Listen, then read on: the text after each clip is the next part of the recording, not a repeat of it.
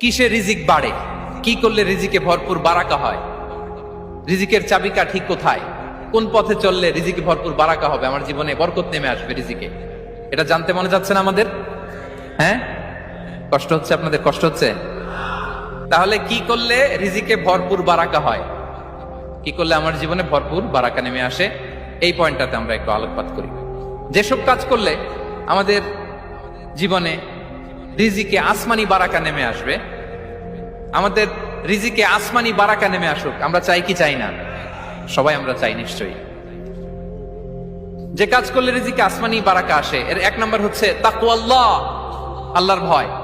আল্লাহ তাআলা বলছেন, ওয়া মাইয়াত্তাকিল্লাহা ইয়াজআল লাহু মাখরাজা ওয়া ইয়ারযুকহু মিন হাইসু লা ইয়াহতাসিব। যে আল্লাহকে ভয় করে, যে আল্লাহ সচেতন, আল্লাহ তাকে মাখরাজ, মাখরাজ মানে কি জানেন? ওই যে এক্সিট লেখা না এদিকে, এই এক্সিটকে আরবিতে বলে মাখরাজ, মানে